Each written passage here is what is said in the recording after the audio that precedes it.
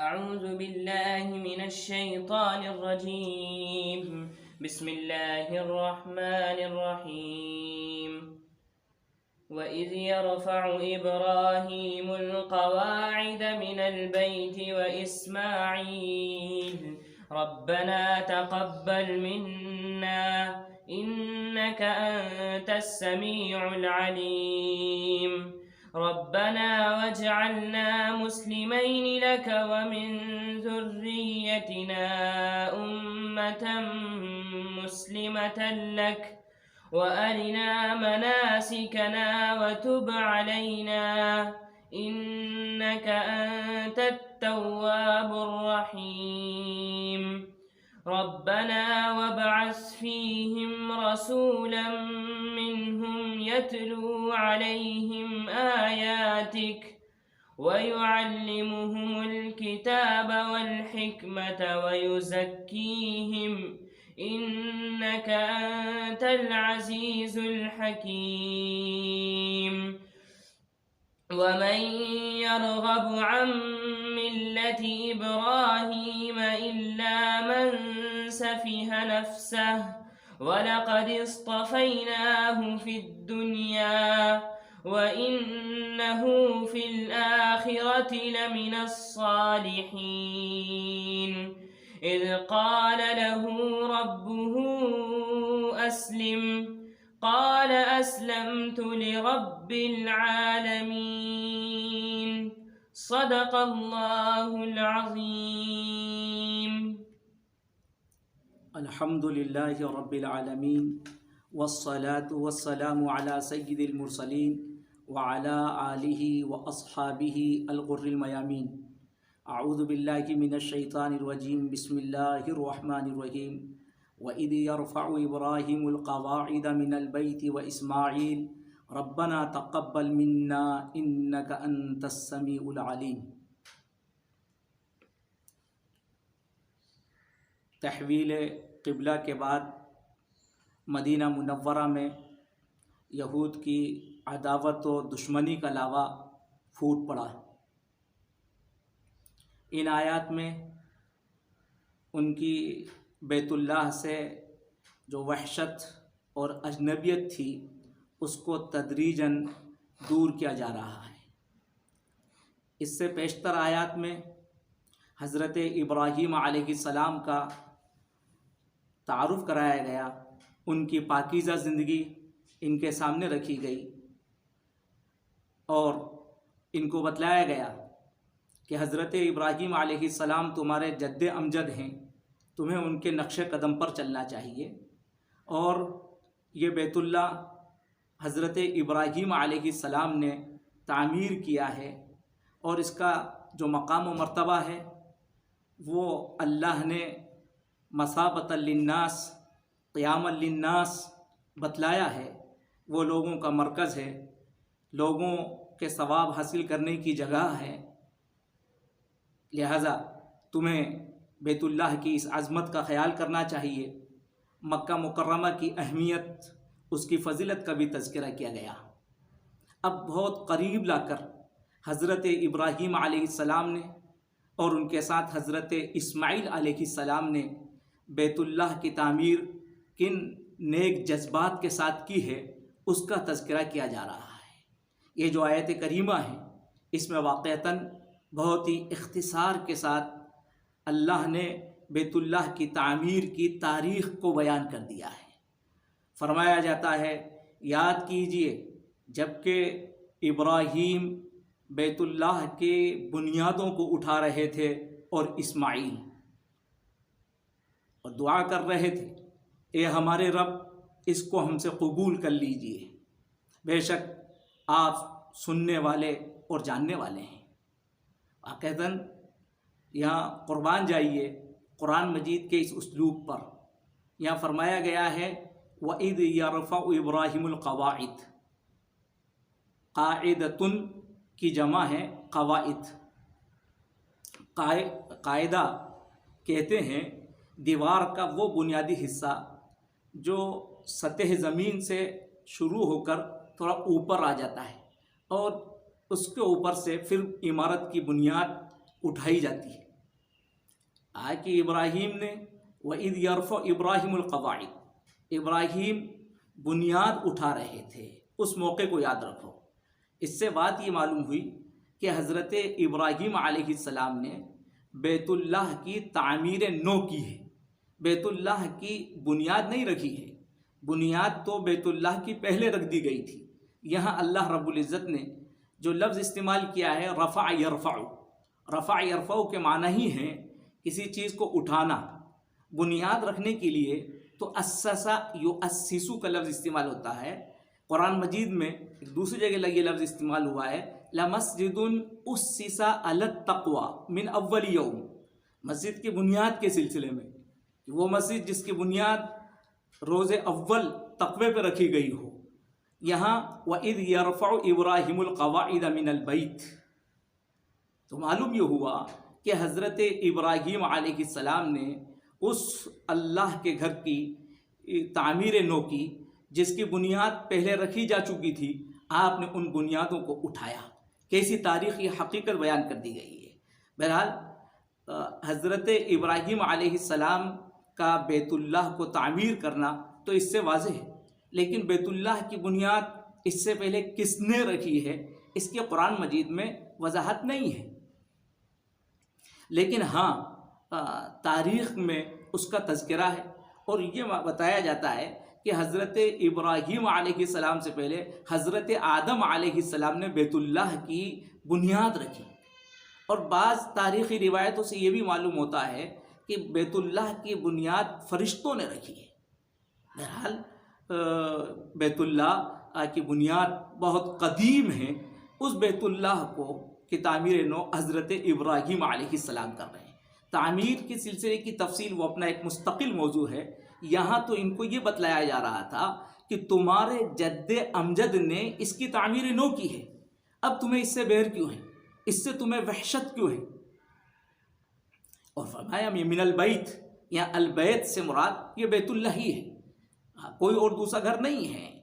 جیسے قرآن مجید میں جہاں الکتاب ہوتا ہے، الف لام میم ذالک الکتاب، تو الکتاب سے مراد ظاہر ہے کہ قرآن مجید ہے۔ جہاں النبی ہوتا ہے تو اس سے مراد جناب محمد الرسول اللہ صلی اللہ علیہ وسلم ہے۔ اسی طریقے سے یہاں البیت سے مراد بیت اللہ و اسماعیل، اسماعیل کا عطف ابراہیم پر ہی ہے، یعنی یہ بنیاد ابراہیم اٹھا رہے تھے اور ان کے ساتھ اسماعیل بھی تھے۔ آخر قرآن مجید نے کس اچھے انداز سے بیان کر دیا ہے، یہاں اسماعیل اور ابراہیم دونوں کے درمیان میں فصل رکھ کر یہ بات بتلا دی گئی ہے کہ اصل تعمیر کرنے والے تو ابراہیم علیہ السلام ہیں اور اسماعیل علیہ السلام ان کے ساتھ شریک ہیں۔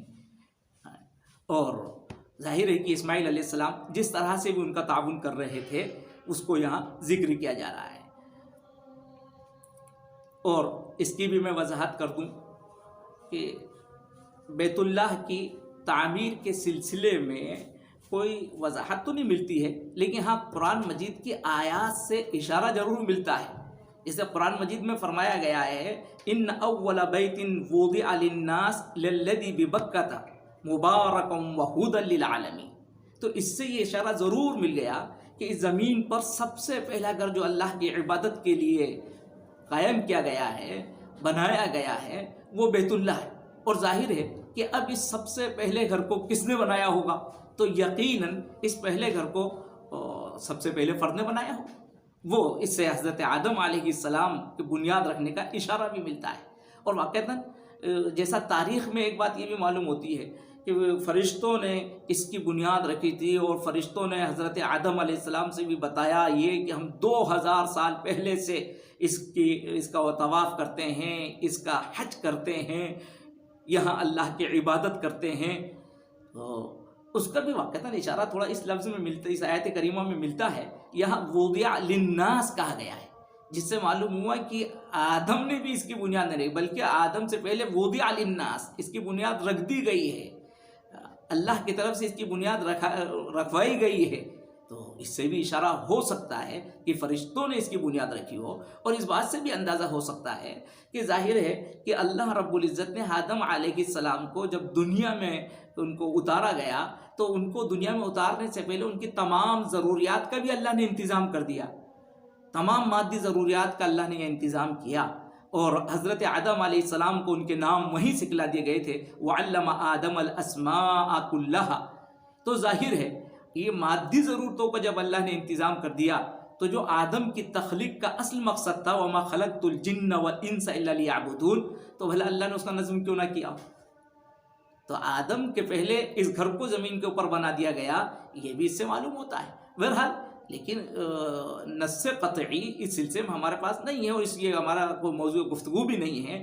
بہرحال یہاں اصل بتانا یہی مقصود ہے کہ حضرت ابراہیم علیہ السلام اس گھر کی تعمیر نو کر رہے ہیں، اور کس خلوص کے ساتھ حضرت ابراہیم اور حضرت اسماعیل اللہ سے دعا کر رہے ہیں۔ حضرت ابی اور حضرت عبداللہ ابن مسعود کی قرأت میں یہ الفاظ بھی ہیں، یقولان ربنا تقبل منا، کہ ابراہیم و اسماعیل دونوں یہ کہہ رہے تھے، یہ دعا کر رہے تھے، اے ہمارے رب ہم سے قبول کر لیجئے۔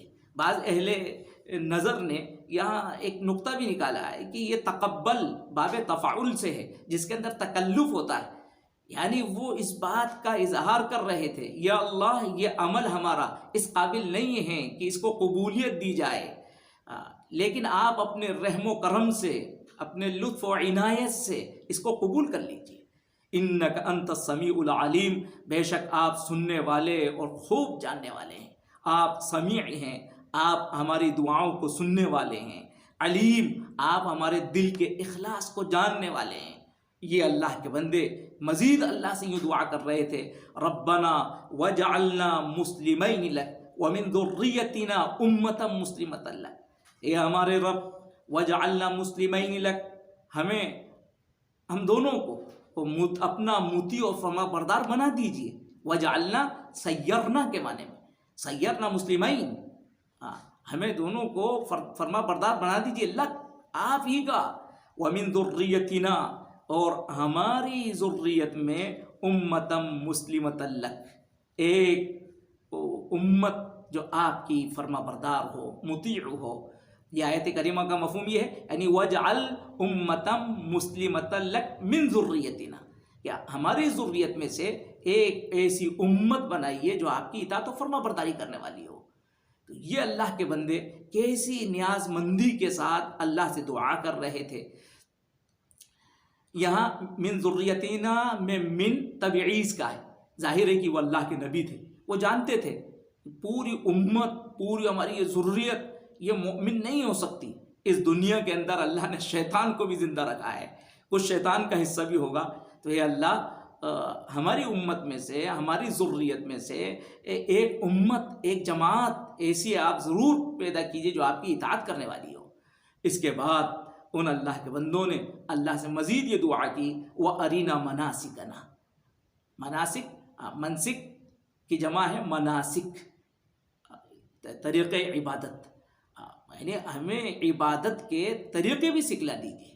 وَأَرِنَا، ارینا کا مطلب تو دکھلا دینا، لیکن ارا جب دو مفعول کی طرف متعدی ہوتا ہے تو اس کے اندر علمہ کے معنی پیدا ہو جاتے ہیں۔ علامہ راغب اصفہانی نے اس کی وضاحت کی ہے، وہ دیکھنا چاہیے مفردات میں۔ وَأَرِنَا مَنَاسِكَنَا، ہمیں سکھلا دیجئے، ارینا علمنا کے معنی میں، عرفنا کے معنی میں، ہمیں بتلا دیجئے عبادت کے طریقے۔ بیت اللہ تو تعمیر ہے، اب بیت اللہ میں ہم کیسے عبادت کریں یہ ہمیں بتلا دیجئے۔ تو عام عبادت کے طریقے بھی ہو سکتے ہیں، اور خاص طور سے بیت اللہ کی عبادت، یہاں حج ہے، عمرہ ہے، اس کے آداب، اس کے سلیقے ہمیں سکھلا دیجئے۔ وَتُبْ عَلَيْنَا، اور اللہ کے بندے یہ دعا کر رہے تھے کہ اگر عبادت میں ہم سے کوئی کوتاہی ہو تو ہماری توبہ قبول کیجئے، ہم پر آپ رحمت فرمائیے۔ اِنَّكَ أَنْتَ التَّوَّابُ الرَّحِيمُ، بے شک آپ خوب توبہ قبول کرنے والے اور بڑے مہربان ہیں۔ یہاں ایک بات اور یاد آتی ہے، اس موقع سے بعض اہل ذوق نے یہ بات کہی، جب اللہ سے کوئی دعا کرنا ہو تو جس غرض کی دعا کی جائے وہ اللہ کی اس صفت کا واسطہ دیا جائے، اس صفت کا تذکرہ کیا جائے۔ یہاں وہ اللہ سے توبہ اور انابت کر رہے تھے تو انہوں نے انک انت التواب الرحیم کا تذکرہ کیا. اللہ سے آپ کو رزق کی برکت چاہیے تو آپ اللہ کی رزاقیت کا تذکرہ کیجئے, اس کو صفت رزاقیت کا واسطہ دیجئے, اس سے صفت رزاقیت اس کو دعائی دیجئے. آپ علم کی برکت چاہتے ہیں, آپ علیم کا واسطہ اس کو دیجئے. تو اس طرح سے انسان اللہ کی صفات کا تذکرہ کرے.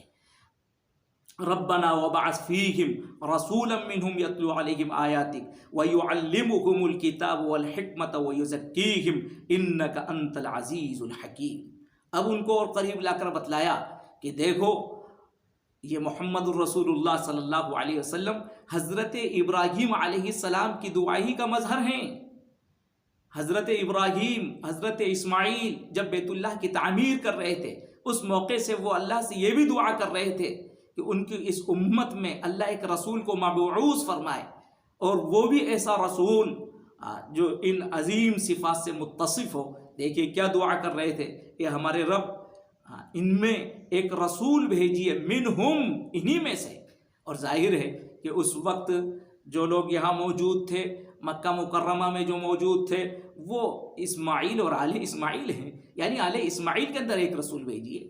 لہذا اب یہ بیر ہونا کہ یہ رسول بنی اسماعیل میں کیسے آئے, بنی اسرائیل میں کیوں نہیں آئے, تو یہ عداوت نہیں ہونا چاہیے. یہ تو حضرت ابراہیم علیہ السلام خود دعا کر کر گئے ہیں, اور آج اس دعا کا ظہور ہو رہا ہے. ان میں ایک ایسا رسول بھیجیے یتلو علیہم آیات, جو ان کو آپ کی آیتیں پڑھ پڑھ کر سنائے, وَيُعَلِّمُهُمُ الْكِتَابَ, اور ان کو کتاب اور حکمت کی تعلیم دے, وَيُزَكِّيهِمْ, اور ان کا تزکیہ کرے, ان کو پاک صاف کرے. معلوم ہوا کہ اس رسول کے عظیم کام یہ ہیں, ایک تو تلاوت آیات. رسول کا یہ سب سے بڑا کام ہوتا ہے کہ جو کچھ اللہ نے اس کو پر اتارا ہے وہ اس کو پڑھ کر امت کو سناتا ہے کہ میرے پاس اللہ کا یہ پیغام آیا ہے.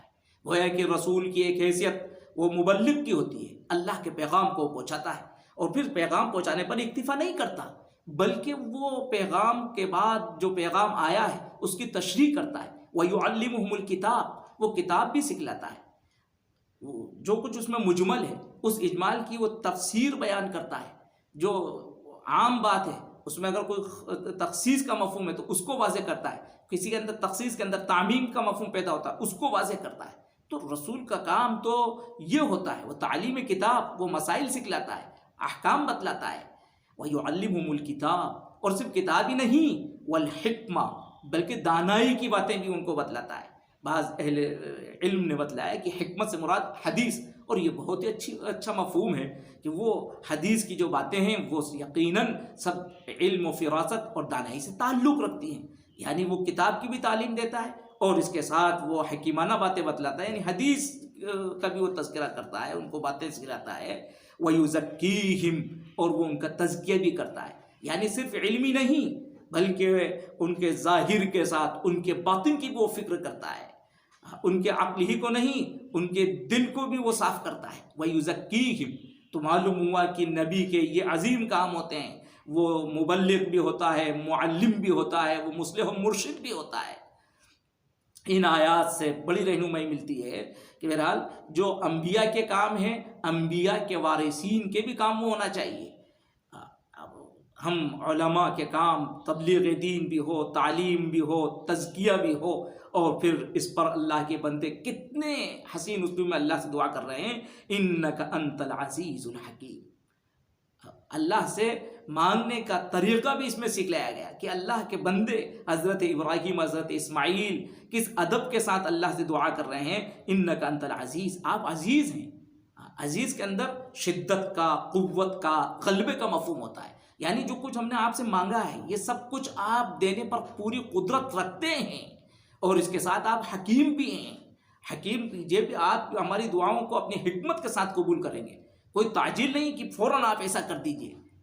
آپ اپنی حکمت کے تحت جب آپ اس کو مناسب سمجھیں, جب یہ اس کا وقت بہتر ہو, آپ اس وقت اس امت کے اندر ایک رسول کو بھیجیے. ایک بندے مومن کو ان آداب کی رعایت کے ساتھ ہی اپنے اللہ سے دعا کرنا چاہیے.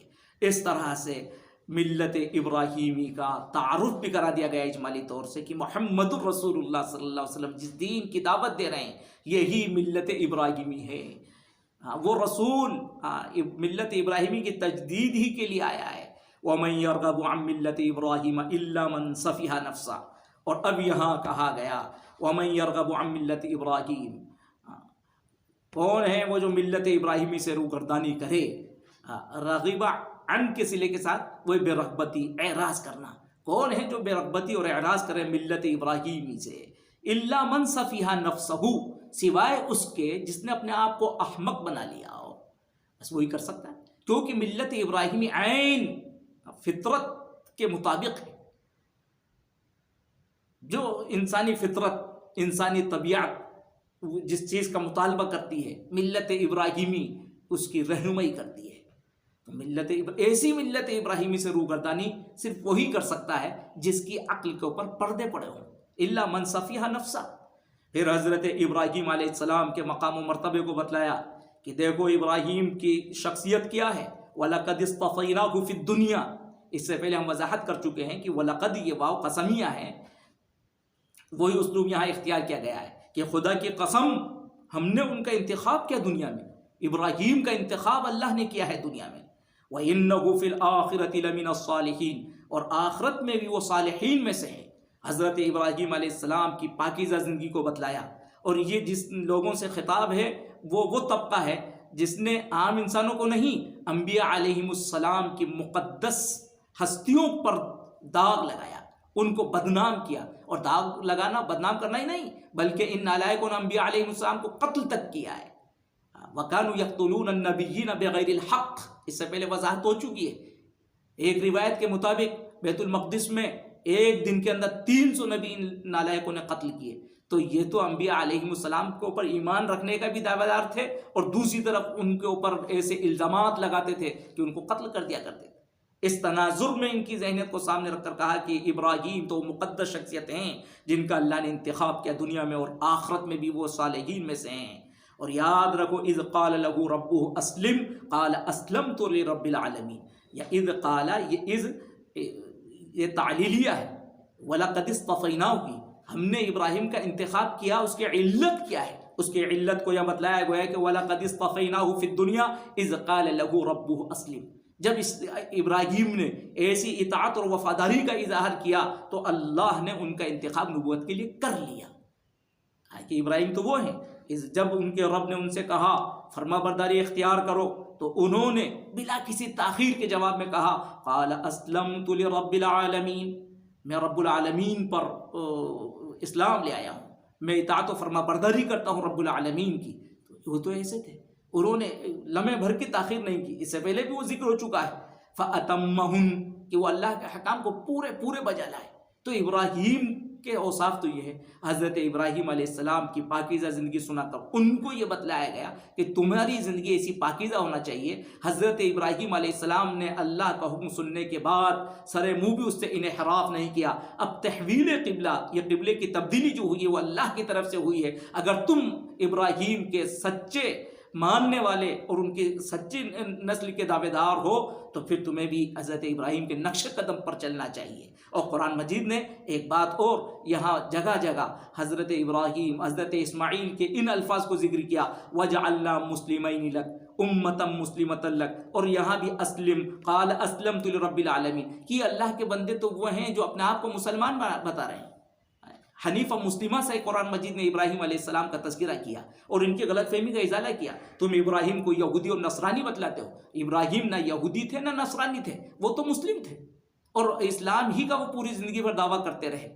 اور اب اس اسلام سے تمہیں بیر کیوں ہے؟ اس طور پر ان کو جو نفور تھا لفظ اسلام سے، مسلمانوں سے جو چڑ تھی، اس کو کبھی ازالہ کیا جا رہا ہے. اور اسی کے ساتھ جو بیت اللہ سے ان کو وحشت ہے اس کو بھی دور کیا جا رہا ہے کہ بیت اللہ سے تمہیں محبت ہونا چاہیے. اور ابراہیم سے سچی عقیدت کا یہی تقاضا ہے کہ تم بیت اللہ سے بھی محبت کرو اور ابراہیم کو اپنی زندگی کا اسوہ بناؤ. آمین یا رب العالمین.